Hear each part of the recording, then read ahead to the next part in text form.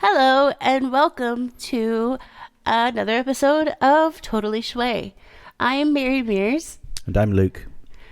That's yeah, you're Luke. Yep, as ever. Still the same. So today we are going to talk about Kevin Conroy. Yeah, going straight into it this time. We haven't actually compared notes or talked about anything. No, I haven't prepared by looking into anything because I wanted to really speak from the heart. And I think in this type of podcast, it's always good to do that, because if you're overly prepared and you're trying to talk about that person that meant a lot to you, it just seems so contrived. And insincere. Yeah, insincere. So Luke, would you like to get this podcast started today? Yeah, sure. So today, the date of recording, not the date of release, is the 10th of November, and it's actually 1 year exactly since Kevin Conroy passed away. I can remember exactly where I was when I found out. Mary and I had actually been to see Wakanda Forever in the cinema. And if anyone's watched that, it's kind of a somber film about the meaning of death and loss and the void our loved ones leave behind in us when they pass away. Mm-hmm. So already I was kind of feeling a bit somber when I came out. And I remember I sat down on a bench and I just got a bunch of alerts on my phone. I was like, oh, what's going on? Oh, cool, Batman's dead. Great. Great. So yeah, that's what we were doing. Mary, I think you had gone to work and I just texted you and said Batman has died. Yeah. And you knew exactly who I was talking about. Yeah. So we went to the cinema, and then it was around 5 when you texted me, and I had literally just started work, and I talk a lot when I'm anxious, and when I'm really extremely sad when I don't say anything at all. And I don't think I said very much for the rest of because I only had a 4-hour shift. Because it was like you lost a friend, even though we'd only met him once. But it just felt, again, I think also because we watched Wakanda Forever, and I was already, let's get some realness out there. In 2017, Luke and I both lost people that were very important to us, that really, helped pave our way into life. And the person that I lost in particular was my grandfather. And although it's been, it had been 5 years, when I watched that Wakanda Forever, I felt odd because I just felt that finally somebody is actually saying how I feel in, like, of course it has to be a superhero movie, but the way that the main character, feels, I think at some point in our lives we all feel that way, but it had always been really hard for me to just describe it. I can always say, oh, I'm sad because the person who raised me is dead. Mm-hmm. I'm sad. But the way that they did it was beautifully done. And then to kind of have that little bit of relief, because you're like, oh, okay, so it's not weird to have, after a long period of time, have these feelings still, and you're not just, weird or anything. And then I think it was like an hour and a half later that Luke texted me, and I was like, damn it, why? Yeah. Anyways, that was a very long explanation for how I felt, but I sometimes get uncomfortable talking about death, because it is something that has happened so much to me since I was 21, and it becomes part of your life in this really weird way that whenever someone close to you dies or somebody that you admire dies, you have this scary thought saying, oh, okay. You eventually get to that point after you're sad and everything. And I think it's quite scary because I don't fear my own death at all. I really don't. But I fear losing my loved ones. And I never want to ever feel that way, that, oh, they're just gone now. Do you know what I mean? Yeah, I do. And I think with Kevin, I'm going to call him Kevin because I feel like... Because that was his name. Yeah, because, that's what's on his birth certificate. I felt that I did lose a friend because, Batman was one of those constants in my life that I wanted to have a Batman in my life to help save me from some of the stuff that, had happened to me in my past. I wish I had a Batman, but... now that I'm an adult, I realized that Kevin, he was that Batman. He was that person when, I was 4 or 5 years old that I would watch on, on TV and say, hey, that's a superhero, but he's not, spitting anything out of his eyes or something. I could do that one day, maybe. I didn't. Spoiler alert. But I think it gave me a little bit of hope as a kid. And Kevin did that. I don't think if anyone else voiced that particular Batman, it would not have had such an impact on my life. I mean, listen, I am sitting next to my husband, who one of the things when we were first friends online, one of the first things that we were talking about was More Than Brando. A lot of it had to do with classic movies, but it also had to, do with Batman the Animated Series and other things that we liked. But that was a really big one because it was something we had both watched as a kid, and we both felt a little bit different about it than most people feel about it, because it wasn't just a cartoon. It wasn't just a kid's show. It was genuinely a big part of our life. And I'm gonna say this multiple times throughout this episode, is without Mr. Conroy's amazing theatrical voice, Luke and I might not have, we might not be together. And God damn it, Kevin! Damn you! But it's one of those realities that sets in that this person. I mean, it wasn't just Kevin Conroy. It was a lot of the people that worked on the show, in particular Kevin. Without that particular person, our lives would be so different, or they could potentially be very different. Yeah. And I'm probably not alone in saying this, but I think, for me anyway, Batman the Animated Series was the first piece of media that spoke to me as a child. I watched it and I felt seen, and it resonated with me. And a lot of that is to do with the performances of the cast and the writing and the art style and the music. And it's basically everything that went into that show and to make it as good as it was. Mm-hmm. And I one of the things I particularly liked about Kevin Conroy is how seriously he took the role of Batman.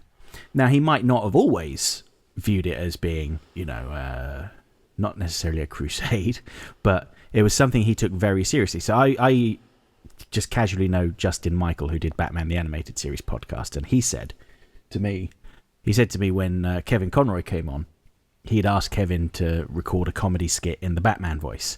And Kevin read the script. He said he loved it and made him laugh out loud. And he said, I'm sorry, I can't do it in the Batman voice because I have a responsibility as Batman to not say anything silly or demean the character or say anything that might annoy Warner Brothers or anything like that. And other actors probably wouldn't. They wouldn't care, So I think for him, I'm sure I've heard him say this as well, that being Batman was not just a job for him. It was a responsibility that he took very seriously. And he was a very compassionate and kind person. Yes. And we all know about, I presume we all know about the work he did when 9/11 happened. Yeah. When he went down to volunteer in the kitchens to cook food for the first responders. That there shows how incredibly unselfish he is. And he didn't talk about it until years afterwards. He didn't go, on September the 12th, hey, I'm going down to the kitchen, guys, aren't I great? He just casually mentioned it because there was a funny story about people not believing that he was Batman. Yeah. And then he did the voice from the kitchen and people freaked out and, brought some joy to their lives briefly. Wow, that's a great word to describe. Although, obviously, Batman's not the most joyous character, but I think Kevin Conroy did bring a lot of joy and hope for people. Yeah, and something else I learned, I think it was just before he died, actually, but he was talking about at a con, he was talking about the work he did with orphans.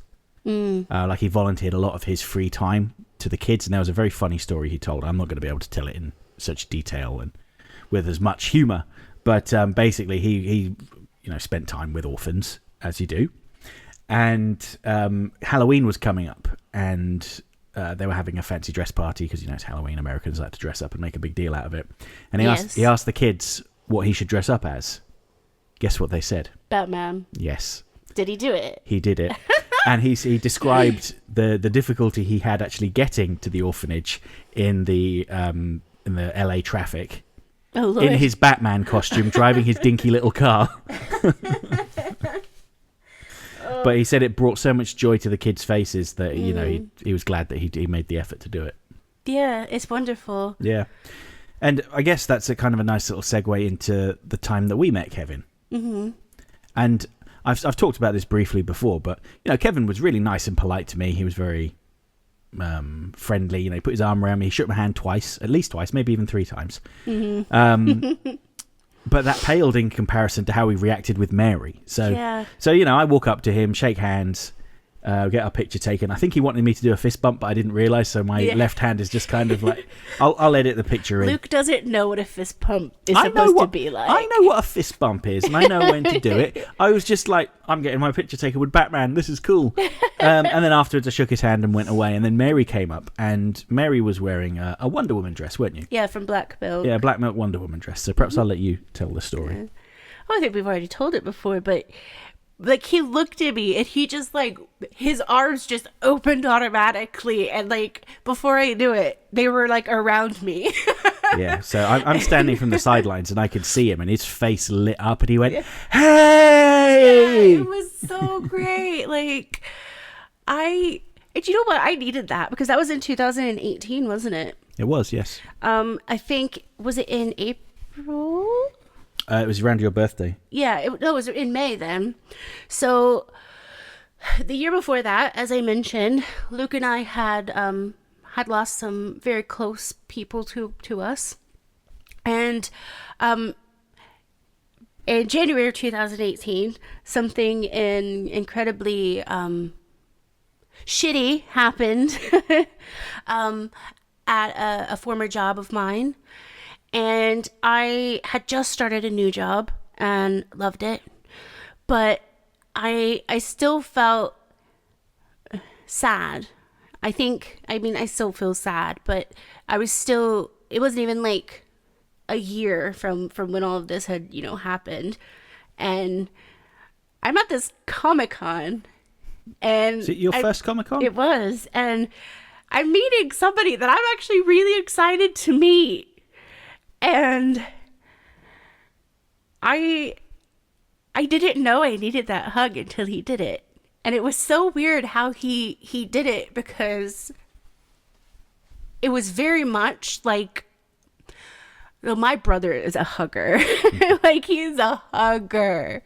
I'm not so much when it comes to people I don't know very well. But it was as if my brother was hugging me, but in like the best way possible. It was one of those beautiful moments that I needed. And it was so healing, I guess you could say, to get, just not to be the like person that is like going for the hug, To be the receiver. But yeah, it's what came out of his mouth. The like, hey, and it was so sweet, and I really needed that. That's a long story to tell you, but so I really needed that. And I am so incredibly happy and thankful that we got to experience that. Yeah, I am a little regretful that we didn't go and see him at his last appearance over here, but it was in Telford, which is like the opposite side of the country. And I had work and everything. Yeah, but we should have made the effort. We should have. If I'd have known it was his last appearance over here, then of course I would have. I know this is about Kevin Conroy, but we also met Sylvester McCoy. Yeah, we did. Bless Sylvester McCoy. He's a lovely man as well. Very lovely. But then that kind of leads into the funny thing about when we went to... So we had the photos taken with Kevin. Yeah. We went to his panel a couple of hours later where he did... I've uploaded a recording of it. I uploaded it years ago of him reading lines from Darkwing Duck in Batman's voice, which is kind of funny. That was awesome. And then he did a signing afterwards. And I had spent nearly all of my cash, like hard cash, on getting pictures and sending a video to my brother with Sylvester McCoy. And at that time, you couldn't pay with a card. You had to get cash out, and the cash machine was empty. So when we went up to get stuff signed, and they said, right, £30, I went, £30 for one thing. Not in like, this costs too much, but like, oh damn, I don't have enough money. But I saw Kevin raise his eyebrow, and I went, oh no, I've upset Batman. I was like, okay, we'll get that signed, thank you. Thank you, Kevin, it was a very important show. I really enjoy it. And he went, and I kind of scuttled off with my tail between my legs. Oh, I handed him a note. Oh, yes, you did. I probably never read it. But no, he does read. He did. It was a really shitty note, but it was fine. No, you just talked about how much he meant to you. Yeah. What did we get signed? We just got a print signed. We didn't get the actual photograph signed? I don't remember. No, we didn't. I'm looking at them now. No, we didn't get those signed. It's too late to do that now. Yeah, I know. Oh. But I cannot believe that this one person... Well, actually, no, I can, because there are two people that I would say have had such a huge impact on me that are actors. And Marlon Brando is one of them. Kevin Conroy is another one. And I think those are the two that have like I said, had the most impact on me, because if it wasn't for Marlon Brando or Batman the Animated Series, I don't think I'd be sitting here in England today. And I'm going to let that sink in, because a lot of people in this world have interests like with their partners and stuff like that, but I'm sitting in my husband's office, and you can tell he likes this show. Because there's cells, there's prints, there's figures, and I like it too. Like, I don't come in here and say, oh, what crap you have here. I'm like, oh, that's cool. I just wish you had another room so I could have like Barbies everywhere. No, I'm joking, but I mean, I'm not partially joking. Yeah, but I like the stuff that he has in here. But what I'm trying to say is, it's such a massive part of our life. And if it would have been any different than what it was, again, who knows what would happen. And it's a lot because of him. Yeah. Let's be real. Yeah, of course. Yeah. And I just wanted to share an anecdote. Well, it's not really an anecdote, but it was something I was talking with Kevin Altieri about. And he might have even said this on one of the recordings. It might have been something I was able to share. I can't remember. I'm not saying that. I talk to Kevin Altieri every day, because I don't. No, I don't even talk to Dan Reber every day because I feel like I bug him too much. So I'm trying to back off a little bit just to give him some breathing space. But Kevin Altieri was saying that Kevin Conroy was a thoroughly genuine and decent person. Even 30 years later, if they happened to be at the same convention, apparently Kevin Conroy would come and seek him out, just come over and say, "Hi, hey, how you doing?" And they'd pick up where they'd left off, years ago, and it had been like no time had passed at all. And obviously he didn't have to do that. No. But he genuinely wanted to. And, Susan Eisenberg started the voice of Wonder Woman. Oh, I love her. Yeah, she started doing a podcast recently where they're rewatching Justice League. And the first episode, they're talking about Secret Origin, which has like a fake out death of Batman in it. So she spends most of that podcast episode just talking about Kevin. Now that's someone I would love to meet, Susan Eisenberg. I would love to meet her. She's my favorite Wonder Woman. Yeah. I mean, I love Gal Gadot. Love her. But Susan Eisenberg will always be my favorite Wonder Woman. Forever and always. Yeah. Yeah, she's very good. And it is called Justice League Revisited. Okay, cool. So if you've not listened to that, go seek it out. Give it a listen. It's quite good. First episode, Dan Reber was a guest. Second episode, the guest star was Phil Lamar. And the third episode came out recently with writer Stan Berkowitz. I've not listened to episode 3 yet. Actually, I need to do that. I've been busy making videos and stuff for the last week because I'm trying to get ahead on stuff. But anyway, that's another matter. So you used a word to describe Kevin earlier, and I think it was a great word, and that word was decent. Yes. I think in this world that we're living in now, with everything that's going on, with all of the really crappy things, having a decent person to look up to and to just be nice is honestly, it's amazing. Yeah. And that, as a kid, you always want to believe the best in everybody, and then you find out who they are. But when I found out who Kevin Conroy was when I was older, I was like, wow, damn, he's great, actually. yeah And you sometimes find when people die that negative stories about them come out afterwards, and I was so fearful that something might come out about Kevin. I mean, I didn't think that it was possible, but you never know for certain, and I'm so glad that nothing has come out. Like, the worst thing that came out is he once told someone to F off because they wouldn't stop filming him while he was sitting outside having a break. I mean, I would do that. And yeah, and actually I think he told that story. Yeah.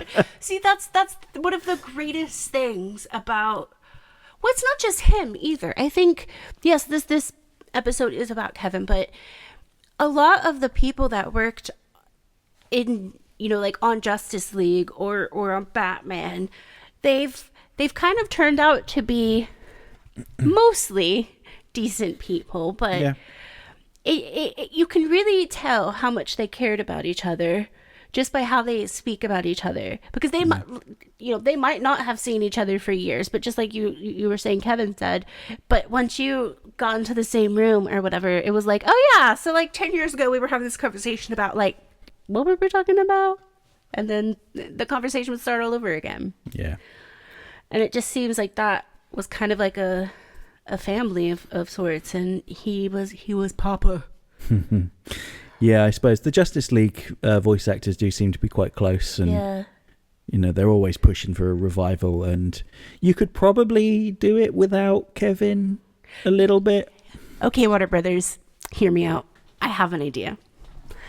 So Justice League, all right? We're picking up where we left off from Unlimited, okay?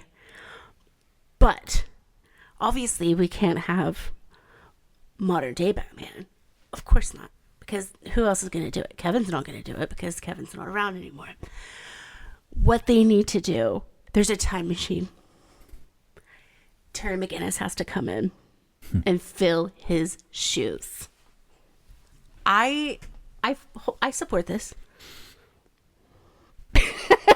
That's it. Warner Brothers, if you use my idea, that's fine. I'm not going to ask for any money. Just maybe some free HBO occasionally. Yeah, I kind of, honestly, with Kevin being gone, I don't think they should revisit the DCAU again. Just leave it now. Just make Wonder Woman a show. Yeah, they could do a Wonder Woman show, and that would be fine. They could actually do Batman Beyond. They'd do more Batman Beyond without Bruce Wayne. Okay, but Warner Brothers, it's me again. Hi. Buona Beast. It's me again. I have an idea. Mm-hmm. It's the second one of the show. Are you ready for this? I'm braced. Do you have a pencil, pen? Well, use a pen. We've got the recording, it's okay. Okay. Wonder Woman and the Flash. Bam. That's it. I'm done. Susan Eisenberg and Michael Rosenbaum return. You could just put them in a room and they could talk. That's true, they can. That's just record that and then put animation over it. I'll watch it. Mm-hmm. No, I actually think that would be really great. I think it would be a great dynamic there. Yeah. I guess the thing is with DC at the moment is they're going all in on the James Gunn stuff. So like any animated projects they do, apart from Batman ones, will be set in the same continuity as the movies and so on. So I feel like the DCAU stuff is going to get left behind. I actually think that I would be surprised if at least some of the voice actors didn't turn up in that Crisis on Infinite Earths movie. And I'm probably completely wrong here, but I think Kevin might have recorded some dialogue for it. That'd have been amazing. And that might be his last thing. But maybe. I know this is going off topic a little bit. Please do. But you know how I feel about James Gunn. He is no Tim Gunn. I'm just going to say that right now. But is he as good as Sean Gunn? Is that his name? You know what? He is no Sean Gunn. Isn't that the guy from Guardians of the Galaxy? Yeah, but he was in... Gilmore Girls. Gilmore Girls, that obviously. was the show that you used to watch, yeah. No. Sean is better. I'm just saying that. And here's why. And this is why I think this. Poor Henry. Mr. Cavill was so... he hyped it up, that Superman. He hyped it up on his Instagram. And then... Wah, wah, wah. I think Henry Cavill is my third favorite Superman, but probably my favorite live action one because he brought humanity to the character, in my opinion. But yeah, I really hope Kevin did record stuff for that. Yeah, because I know for a fact that podcast that they were doing, the Batman the Animated Series Revival podcast, I know for a fact that nothing was recorded for that. And it's got to at least be released as like a graphic novel or something. Do something with it, Warner Brothers, for God's sake. Is this the one that's been for 3 years or whatnot? You're thinking of Cape Crusader. Oh. Cape Crusader is a completely separate thing. And you never know, he might have recorded a cameo for that. We don't know. Okay, I can going off topic again because I don't want to cry again. What are your thoughts on that show ever coming out? It will come out. I know it is going to come out. 2029? No, it'll be out before then. I'm sure it will be. I imagine that all these writer strikes and actor strikes have probably delayed it as well. But Amazon have paid for 2 seasons. Okay. So there must have been stuff there for Amazon to see. Okay. Now they've talked about how it's the show has got revolutionary animation techniques. Okay. Maybe that slowed things down a bit. I don't know. Well, how do they know that it's revolutionary technique unless it's already been done? So they'll have done the test, but maybe in production it took longer to roll out. Maybe there's issues with it. I don't know. I really don't know. Is Bruce Timm a part of this? Yes, he is. Brucey. Hi, it's me. Bruce Timm doesn't listen. I know. But if anybody wants to tell him, I could be a voice actress if you wanted me to. Just saying, I'd do it for free the first season. And then the second season, I'd be like, well, if you get me a decaf coffee from Starbucks occasionally, I'm good. Well, Ed Brubaker is a writer. A lot of those graphic novels I've got in these boxes here. I like Ed Brubaker. Yeah, I really like Ed Brubaker as well. But he is the head writer on Cape Crusader. And in his newsletter about 3 months ago, he said, it's got to be coming out any time now because I saw the animatics a year ago, which is why I think the issue is with the actual animation itself rather than, the scripts or the voice acting or what have you. I have no idea about it. I'm just trying to get my really bad voice into the voice acting world. I was telling Luke yesterday, I was being a little bit delusional. As you do. Everyone does. Yeah, because it happens more often than I'd like to admit. I just got this vegan puffer coat. So it's got polyester inside of it instead of feathers. And it reminds me of those North Face, the North Face coats that you'd see on movie sets. Like the really skinny actors or whatever, wearing the huge puffer jacket. And I said, that's what I feel like. So I need the job to go with the look. So if anybody wants to hire me as an actress or a voice actress or just somebody to be on set, I can do that. Hey, Stephen Trumbull, if you're listening and you're doing your next animation project and you need an American voice. Yeah, my cost is very negotiable. Decaf coffee, right? Well, yes. And I say Starbucks, but if you buy me some Nespresso pods, I'm gold. Could go to Costa, maybe. We're not going to talk about that. I don't even like Starbucks, to be fair. I joke around about that. But no. I will actually be on set with my puffer jacket with an empty cup where it's filled with Diet Coke. Just just snapping just to get the stress out because life is so hard. Just being somewhere in the middle of nowhere, kind of chilly. Oh, I have to have nice boots too. Are we a Pinterest podcast now? Well, I wouldn't know. No, anyways, I don't know why I told you guys that, but maybe it's just funny. Maybe I just wanted to talk about my new coat. Yeah. I used it as a blanket at the cinema today, so it's very nice. Yeah. So yeah, any final thoughts, Mary? Oh, I can tell you something about Kevin as well. He tweeted me a couple of times, not just out of the blue. Yes, you tell him. Yeah, you tell him. I mean, I would tell them about the tweets. Yeah, I would he would post something and I would say something, and sometimes he'd respond. The only one I can remember off the top of my head is I tweeted out, "Oh my God, my wife bought Comic-Con tickets to go meet Kevin Conroy at Real Kevin Conroy. I can't believe it." And he retweeted me and said, "What an amazing wife you have. It's true. I'll see you in London." Yes, it's true. And I wept. I was like, "Oh, Batman has seen me." I'm just kidding. I would never say it was amazing, but it was so lovely. Yeah, it was nice. It was so Before we wrap up on here, I want to share. I was just thinking about Kevin Conroy's use of technology and how he didn't always understand how things work. So when Batman Adventures Continue, the continuation comic book came out, he did a live stream on his Instagram where he read the comic and acted out all of the roles, including Superman. Kevin Conroy's Clark Kent kind of talks like that. I'm a nice man, Kevin Conroy. Anyway.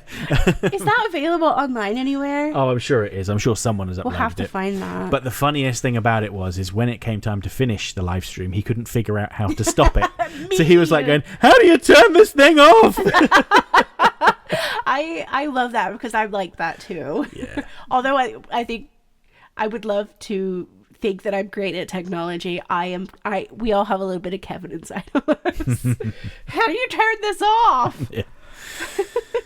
Yeah, that was good. I'll see if I can find an upload of it. I bet Watchtower Database have uploaded it. And I'll link it in the description for the podcast if anyone's not seen it. So I know we've tried not to be too morose about Kevin's passing because, as upsetting as it is, we should celebrate the fact that we had the good fortune of being alive the same time as him and were able to experience him. Just think of all the people that came before and all the people that are going to come afterwards that have got no idea what they've missed out on. Again, we've tried to end this like 3 times now. But right before we went into lockdown,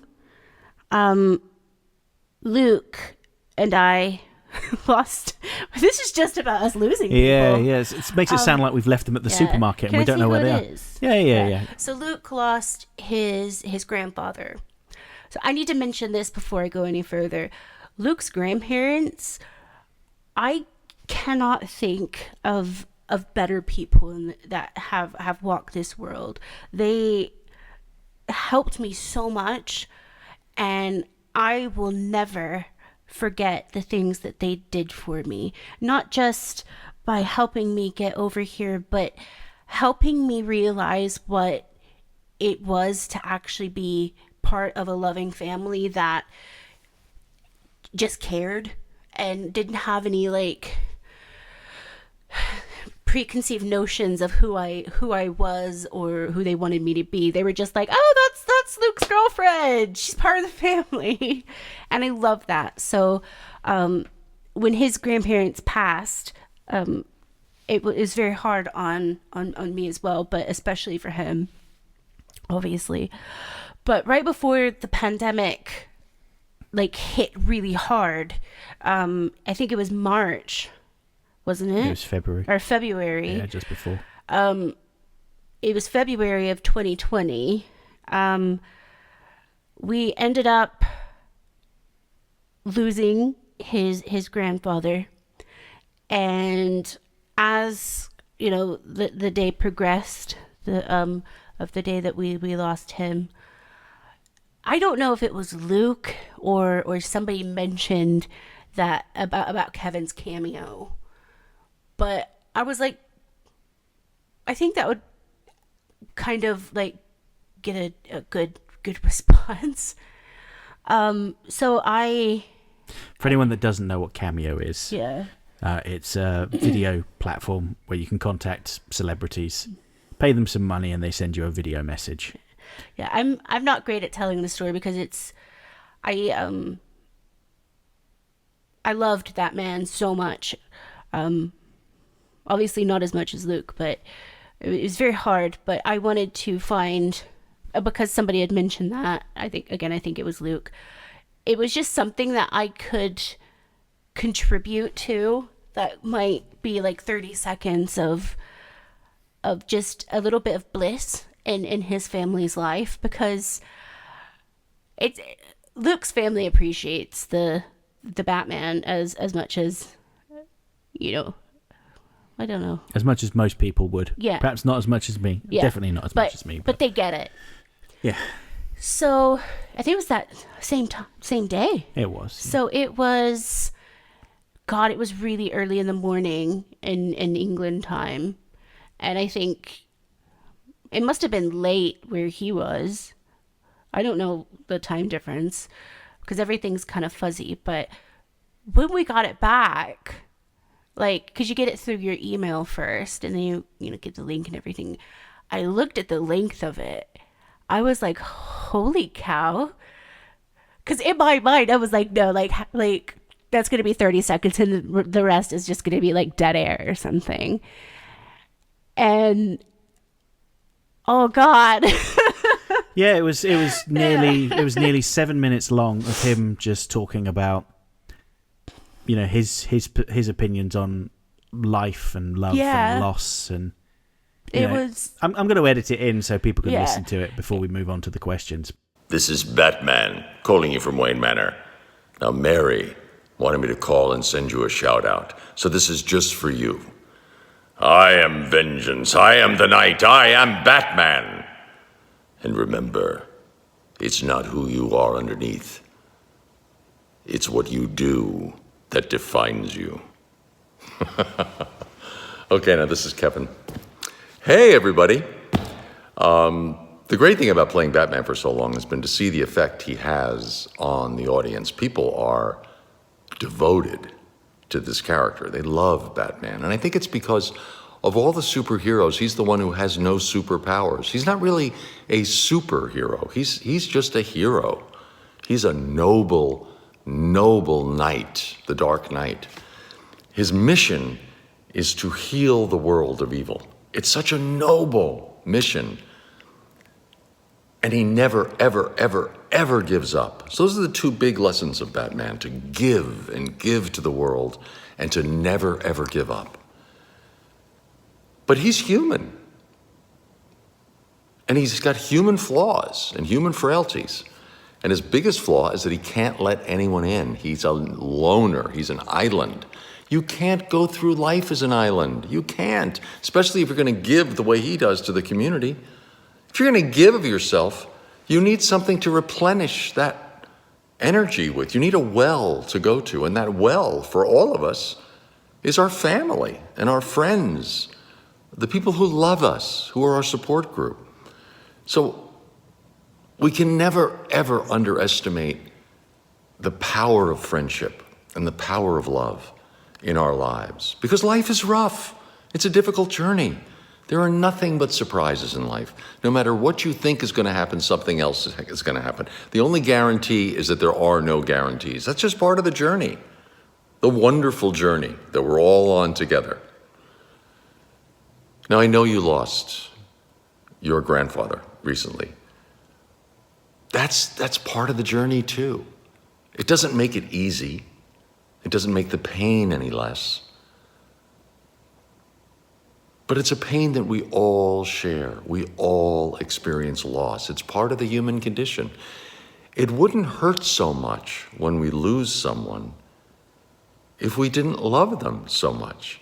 So the fact that you're hurting is proof of the depth of your love. The fact that you experienced that person, that they were so much a part of your life. And their passing doesn't stop that. They're not here anymore, but they're here. They're with you. They will always be with you. The love they gave you, the energy they gave with you, that never ends. I'll share with you a personal story. I had unique experiences with both of my parents passing. I had a bad relationship with my father, horrible. And I ended up taking care of him in his old age. And I was with him the night that he died and holding him. And when you see, and the same with my mother. I was the one who discovered her after she died. I took care of her in her old age too. When you see the body, before anyone arrives, before you've called the police or the doctor or anybody, you see that it really is just a shell.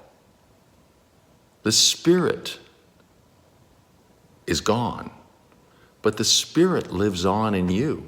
The body is just a shell. And I never really saw it so tangibly as when I was with each of my parents after they passed. And their spirit lives on with me completely. The complicated relationships we had, the wonderful moments and the horrible moments. So I know you're missing your grandfather right now, but he's still with you. He's still living with you. And the fact that you're hurting actually shows how much you loved him. And it's going to happen again. You're going to lose more people you love. That's life. Life is love. Life is loss. Life is triumph. It's tragedy. It's everything. It's all part of the journey. And the one comfort I take is that we're all on it together. Every time I get hit in the face by something, I think, look, this has happened 1,000,000 times before to other people. If they could get through it, I can get through it. I don't want to minimize what you're going through. I'm not trying to minimize it. I know it's painful. I just want to remind you of how wonderful the relationship was you had and how lucky you are to have had it. So good luck, and remember, Batman has always got your back. Take care. It was exactly what Luke needed to hear, but also not just Luke. I think his family that got to listen to it appreciated it so much, because the stuff that he said was from personal experience, and he didn't have to say those things. He could have just said, "Hey, look, I am vengeance. I am night. I am Batman," which he did say that. He did say that. Keep your chin up. Batman's got your back. Yeah, all right, hang but up. You could tell he was coming from a place of just love, and again, it was so healing. Obviously, that day and the time after that was incredibly sad, but yeah, and actually that was wonderful. So that was in 2020, wasn't it? Yeah. And I actually, after, like, the day after he died, I was feeling so just down in the dumps, and I thought, you know what, I'm going to share this message that he shared with us. I'm going to upload it onto my YouTube channel so other people can listen to it and maybe get some benefit from it as well. And that was like the first like long form bit of content I'd uploaded on my channel, and you know, that's been practically a year now. So a year I've been doing like video essays since then. Everything I've done on my channel since then has been in a response to Kevin passing away. And I apologize that I'm not like the best storyteller when it comes to me being like extremely sad about something, but I hope you get the sentiment, and I hope you get something from that video as well, and I hope you embrace the message about life and death, and how, yes, it's so incredibly sad, but we must remember the people that we met along the way. Whether they're family, whether they're friends, pets, anyone. We need to remember them and celebrate them if they were kind to us, and learn from them learn from someone if they are unkind. And that's where we're gonna go to the questions now, because I am gonna wipe my eyes and answer some questions. So, okay, the first comment we had was someone, Zehanort10. Hi, Zehanort10. Hey there. Nice for you to come back and leave a comment. His comment was just R.I.P. Richard Mole. Oh, yeah. Of course, because we talked about Richard Mole's passing quite a lot in the last episode. Yeah. So he's only recently passed away. Yeah. The next comment we had is from Lowell Lucas Jr. Personally, I want to thank you both for giving shout-outs and really recognising the other talents involved in our favourite shows. You're absolutely right. It's not all just Bruce Timm or even Paul Dini, but many who have contributed to the meats of this culture stew. Word. Yes, I agree. love that is it metaphor? Yeah. I love that metaphor there, the stew.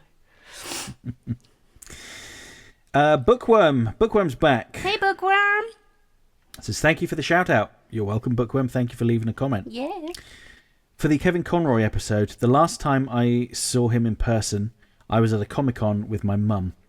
We got really lucky because when we were at his table, he had no line. When my mum said to him, "You're the best Batman," he was surprised and touched. And he asked his mum for a hug. He was so nice. I'm glad we were able to spend a little time with him. Yeah. Sounds very much like our experience with him as well. So that's really great to hear. Basement of Mars 1963, welcome back. Says, okay, so this is on the topic of the disturbing and creepy stuff from last episode.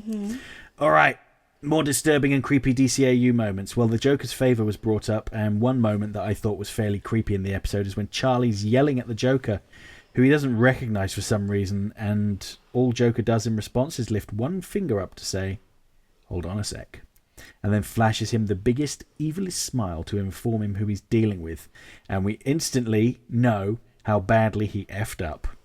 That was very chilling. And of course there's the part with Charlie trying to get away and Joker stalking him and cornering him at every turn. The episode as a whole touches on the realistic fear of what if without thinking you say something to antagonize the wrong person, and then end up being indebted to them in exchange for them not murdering you and everyone you know, and being forced to do whatever horrible thing they ask of you. Hopefully that's a not very common fear and a not a very common reality, but you never know. That's one of the few episodes that I can say that it's not my favorite, but just like you said, because of the what if aspect of it, it is such a killer episode. Mm-hmm. On a side note, Joker's Favour does a really good job of showing, probably more than any other episode, that the Joker at his core is really just a bully and completely petty asshole who gets off on tormenting those who can't fight back. And thanks for the shout out. That was very kind of you. Hope you have a swell day. I agree with you. I think the Joker is a bully. And I think he needs some teeth whitening strips. That's me being a bully. I'm just kidding. Or am I? She's not. I love teeth whitening strips. So next comment, RDP16 rules. Hello again. What's up, friend? Hello, Luke and Mary. Thanks again for answering my questions. It has been a pleasure getting to know the two of you through this podcast and your answers to all of our questions. Both of you have mentioned dealing with mental struggles in the past, and it's refreshing to know that not only do we all deal with those kind of problems from time to time, but they are not unbeatable. When you're at your lowest, remember that us, the fans, and Blue the Chicken are rooting for you both. Yay, Blue! Thanks for mentioning the tragic passing of Richard Mole. Once again, you have addressed the loss of a legend with dignity and respect. We will miss his talent, his presence, and his gravelly voice, but at least his reunion with Kevin Conroy will be a welcome one. At least I'd like to believe that anyway. Yeah. So, with the mental health problems, or I don't like saying problems, let's just say the mental health struggles that we all have. You're right, it's not unbeatable, but I do need to say this is a struggle in any sort of way when it comes to mental health. There's always help that you can get, whether you can afford it or not. There's always people out there that can help. Speaking on Harvey Bullock, I think there are a couple of reasons why the character resonates so well with the fans. First is the enemies to friends trope. Bullock never truly trusts Batman, but he grows to understand and respect him. That kind of character growth goes a long way. Another reason that he's a lovable bruiser archetype. We expect him to be corrupt or just a terrible guy, and he's probably the best guy working for the GCPD next to Gordon. As far as spooky stuff in Gotham is concerned, it is quite possibly the spookiest place in the DC universe, which is saying something, as both the House of Mystery and the Planet Apocalypse can be contenders for that title. That said, Gotham is home to Arkham Asylum, the Joker's lairs, and Crime Alley. As a fan, you kind of want to visit it and take pictures in front of Wayne Tower and the Iceberg Lounge, but only in the daytime and only with a group of trusted friends. By the way, I understand why you mentioned Starro in a negative light. Let's not forget this tragic backstory in the Suicide Squad and the Starro spawn raised by Batman, aka Jarro. You won't be familiar with that. To be honest, I've not read the comics he's in, but I am aware that he exists. For a purple starfish from beyond the stars, I have a soft spot for the guy. I am, however, still terrified at the thought of having a parasite like his spawn attached to my face. Now for some hashtag Totally Schway questions. You ready? Yeah. Oh, can I say something about Harvey Bullock first? Yes. I would say that Harvey Bullock would make a great dad for me. That's it. That's all. Harvey Bullock. I could be Mary Bullock. I wouldn't have changed my last name. Once a Bullock, always a Bullock. That's all. So, the first Totally Schway question. Have either of you read the Joker's Asylum comics? I've read at least the first half, if not all of them. They're kind of like Tales from the Crypt if the Joker was swapped for the Crypt Keeper. Ooh, that Perfect sounds for this nice. time of year and honestly due for an animated adaptation at some point. I have read them all. I do have them all. My favourite one is the Clayface one, written...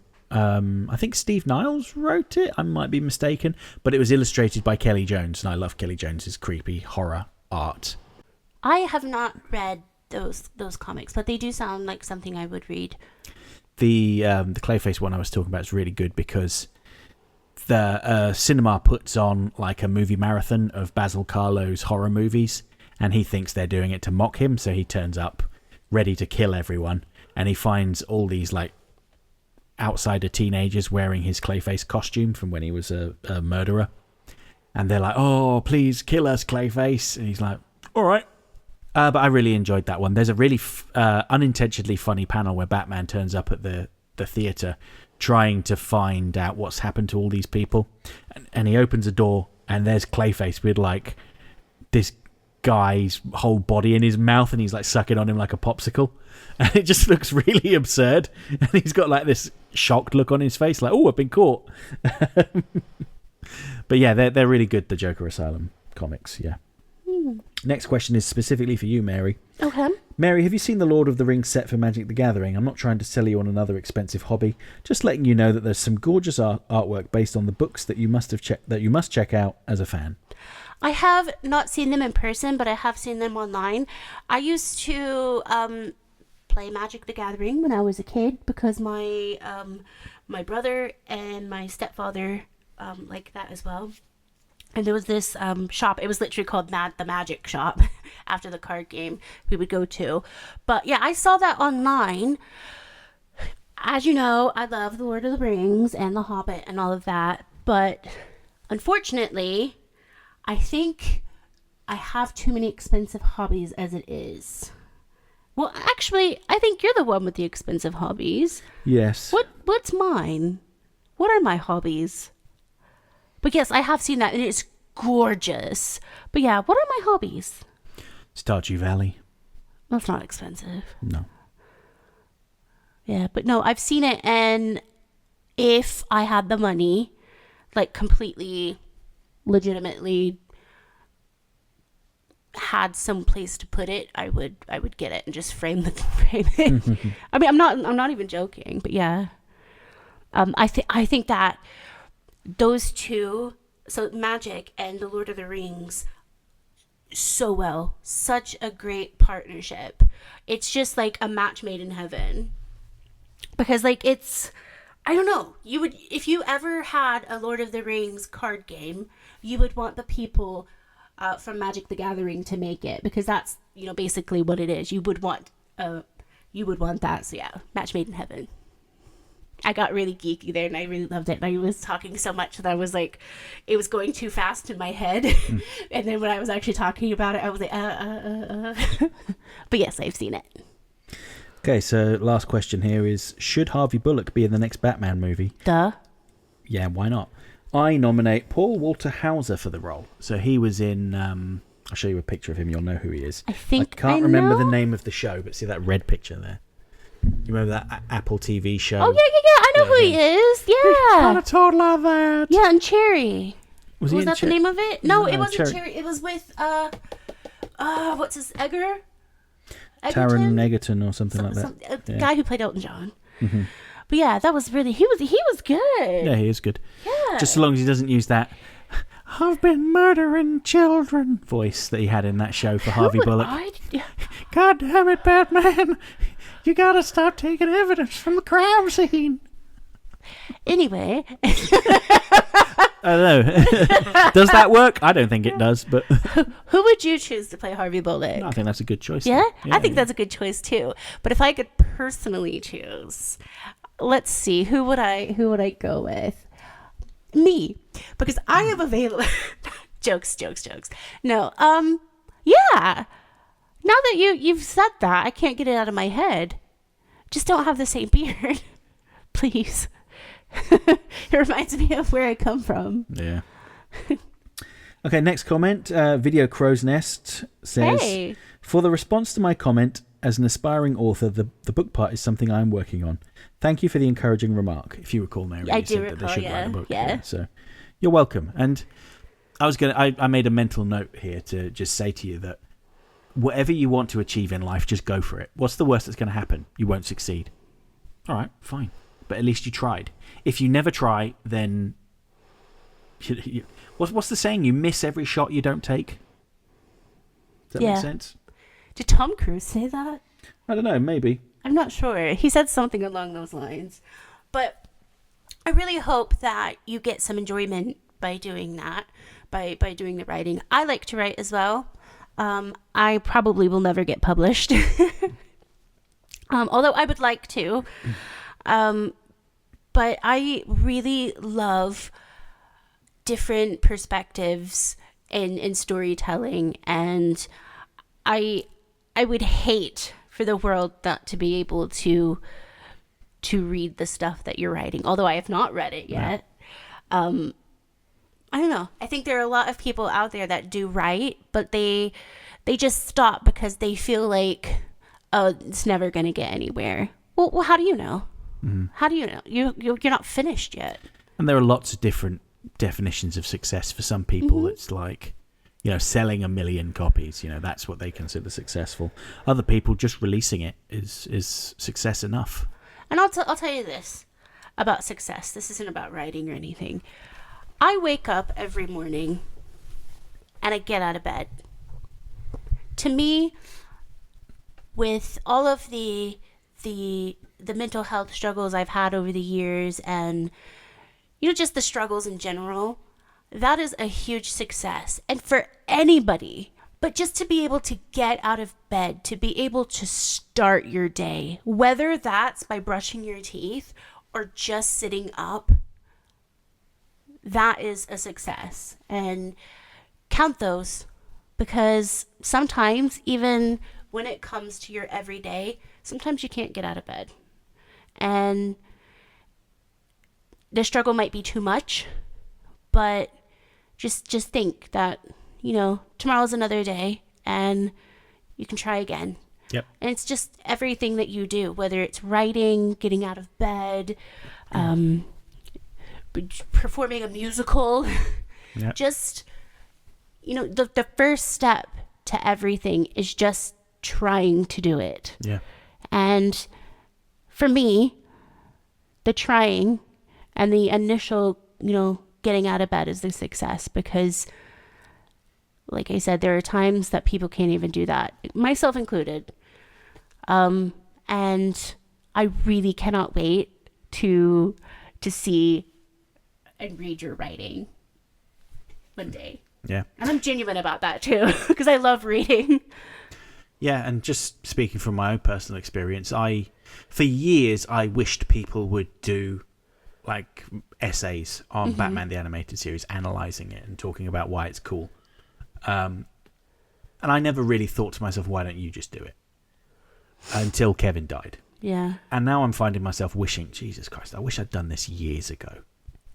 Don't put off to tomorrow what you could do today. The sooner you get started, the sooner you'll get finished. What's another saying that basically means the same thing? A journey of 1,000 steps begins with a single step. No, it's 1,000 miles, isn't it? I'll do that again. Wait, did Steve Jobs say that when he was trying to create the Apple Watch? Because every 10 minutes it tells me I have so much left to go. You can do it. Yeah. A journey of 1,000 miles begins with a single step. Oh, I think that's it. Not that is 1,000 steps, 1,000 miles. Yeah. Anyway, on to the next comment. Now, this one's quite a long one, but I'm going to read it all out. Word. So, Zemox. Hey. Zemox is a noted Scarecrow fan, so he didn't like what we said last time about Scarecrow being kind of tedious, or at least not very well implemented in many cases. Yeah, okay. I've not read these, by the way. It says, Dude. Scarecrow is a psychological threat. In a story arc from No Man's Land, he drove an entire community into a mad frenzy, and he did it with just his words. He does not need his fear gas to drive you mad or put fear into you. Sorry for the rant, but I love Crane, and I'm so tired of writers underutilizing him in stories. The gun scene from Dreams in Darkness scared me because of the imagery and the reaction from Bruce. His scream really scared me as a child, but to each his own. I agree. One of the scariest episodes from Batman Beyond, in my opinion, was Earthmover. The image of the corpse with the glowing green eyes and talking without moving his lips was terrifying. The fact that he could manipulate the Earth made him even more scary. I was always hesitant to watch that episode again. It was that horrifying. Beyond has so many scary and disturbing episodes, I'm surprised that the censors were so lenient.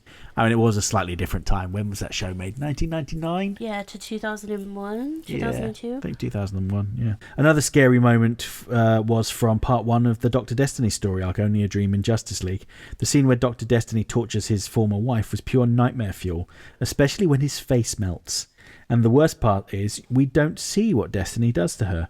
We're left with our imaginations, and that's pure horror.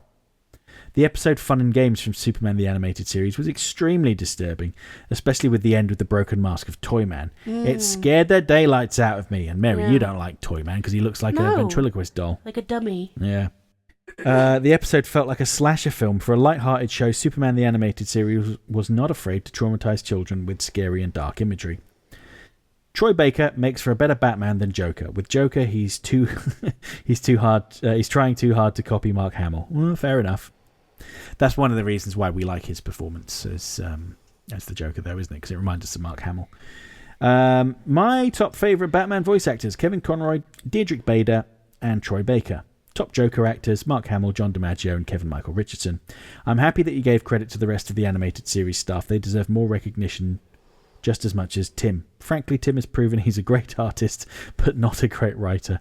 Case in point, Batman and Harley Quinn. Non-canon trash fan fiction. Harsh words.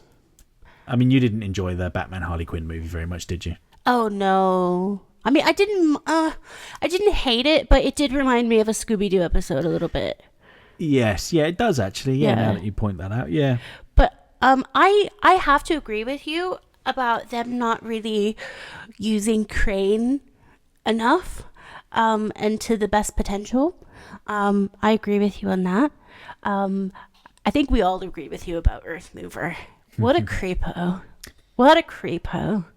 So I'll continue off the last part of the comment here. So Godzilla Classic is a great film to watch for Halloween. He's at his best when he's a force of nature, not a bloody superhero to children. Amanda Waller is an awful person, and I hope you talk about her more in the future. Oh, we will. Yeah, we will. Making a tribute episode for Kevin Conroy is a great idea. Thank you, and I hope you've enjoyed listening to it. My favourite story about Kevin was when he was helping some people in the aftermath of September 11th, and someone asked him if he was Batman. Kevin said yes, and the man told everyone. They did not believe him, so Conroy recited his "I am vengeance" speech in front of everyone, and they were all in disbelief. After that, everyone was smiling and felt a bit better. When I watched Kevin talk about that moment during an interview, it melted my heart. It showed the kind of human being Kevin was and made me appreciate and love him even more. Sorry for the long post. Great podcast. No, never apologize for a long post. We appreciate it because we love hearing what your thoughts are on all of these things, because we love to share our thoughts on it. So why not have like-minded people talk about it as well? Don't apologize. Okay, so next comment. Captain Al says, he returns. Happy Halloween, and it was a treat listening to Totally Schway podcast. Excuse me. Hashtag Totally Schway podcast. Oh my goodness. During my Halloween work shift. I feel both embarrassed and flattered to have heard so many of my comments this episode. Don't be embarrassed. Yeah, don't be embarrassed. It's fine. Although you have made me realise I haven't been reading the replies that other people have left on there. I apologise for that. I usually do. Anyway, Captain Alsace continues, I do like Scarecrow, but I'm glad we got to hear about some different eerie content for a change. Such excellent topics. Swamp Thing sure would have been interesting to see in BTAS. He's so different from Batman's normal cast. And I know you weren't sure if Lobo would count, but I think he's a fascinating choice. The main man goes toe-to-toe with Superman, so he'd be a real challenge for the Bat family, and that would effectively showcase how someone like Batman competes on the level of superpowered heroes. Not to mention, we interconnect the Batman and Superman series with a shared villain. It's a great way to make the universe feel lived in. Fair enough.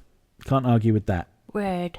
Okay, so Michael Andre Palin is a new commenter on later episodes of the podcast. I just want to call out the fact that he has been working his way from the earliest episodes and has just caught up now. Oh my goodness. Left a lot of comments on the older episodes. Oh, nice. But this is the latest episode he's commented on. Yeah. So I'm reading it out for the first time. Oh, hey. Okay, so hark, I have caught up with the podcast. Amen to anti-temporary blissful inebriation, Mary. I'd argue that Superman's conscience himself desperately made sure that new Batman got involved in the call. Suffice to say, he succeeded in calling it. The Black Orcs are called Uruk-hai. Thank you for reminding me. Oh, yeah, Uruk-hai. Can confirm Earth Mover is Season 2, Episode 2 in production and script order. That's good, because I couldn't quite remember. Funny, I actually feel more depressed watching The Walking Dead, if not Grey's Anatomy, compared to Batman Beyond and even some nihilistic works like Don't Hug Me, I'm Scared, Serial Experiments Lane, Neon Genesis Evangelion Plus, The End of Evangelion, and mother-criffing John Carpenter's The Thing. Witches shouldn't be scantily clad in these advanced times, though.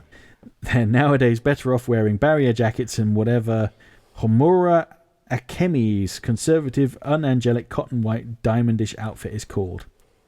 Feeding Time, which should be Superman the Animated Series Season 1, Episode 7, in preferred script order, is directed by Dan Reber and written by Robert Goodman. That should clear matters. Yes, thank you for reminding me. I couldn't remember if it was Rich Fogel or someone else, and it was Bob Goodman. Bob Goodman of your beloved 911 show, Mary. Yes, and Bob, if you're listening. He's not. I have that puffer jacket now, so I can definitely... and I don't need a visa because I'm already American. So if you need anybody to play an average size woman... maybe just a little bit chubbier than average size. I'll tell you my real height. I'm 5'2.5". With green eyes. I'm your girl. I'll even change my hair color for you. But for you, you don't even have to give me a drink. I'll do it for free. Ish. I don't know how to get back to the comment without sounding rude. But getting back to the comment... I would have rather aired Bakugan Battle Brawlers after the whammies of Superman the Animated Series, the tick even. So, if it's not clear already, Michael's like leaving comments and responses to things that we said in previous episodes. Yeah, I got it. Apologies that I'm trying to get a job as well. Remind me to not make me want to meet William Shatner, people. Even the Kingsman the Secret Service comics take shade on that. Mary's slight aversion on Disney stuff brings into mind a young cousin of mine. Just confirming, Mary, you are not this young cousin of which he speaks. I have no comment. I'm afraid I can't recommend Smallville, not out of pro-animation biases, mind you. It's just that the show gets irredeemably wonky in its late stages, and that, frankly, it's a turn-off for me. I've heard the same thing from many people. I have, but I believe my mom likes Smallville, and... we tend to like some of the same things like that. So I'm going to give it a chance one day. One day. I don't even know where we'd watch it. It's probably on HBO, isn't it? It's. I think it's on Netflix. Oh, is it? I think. Or it was at one point. Okay. We'll have a look. It's on one of the Netflixes. Can sympathise with Swamps Mary. Will also mention that I'm not fond of ghetto, slum streets, and the sleazy underground as a setting. Fair enough. Yeah. Can recommend the Death Note anime, particularly in its ocean dub, though watching it in the original Japanese is also superlative. But do note that it too gets rough in the last parts, especially compared to the manga. Oh, and we'll also recommend the live-action movie duology directed by Shisuke Kaneko of Gamera Kaiju Trilogy fame. I apologise if I've said any of those words incorrectly.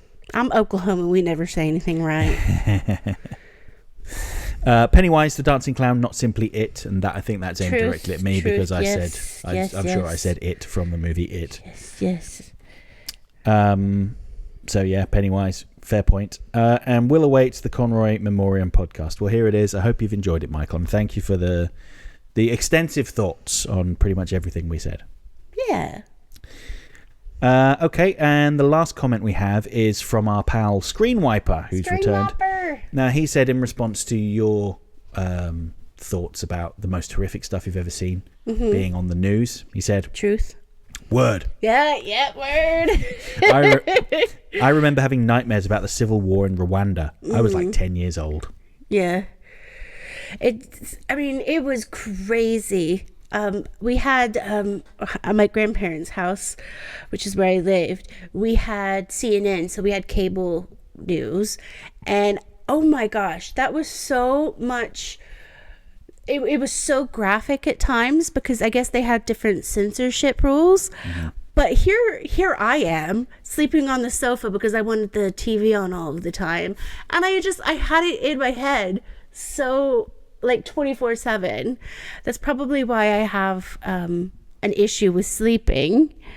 But yes, and especially after the 9/11, I think people who have grown up around this time and have also seen that particular Civil War as well play out on TV, we have this like aversion to want to see the disaster through.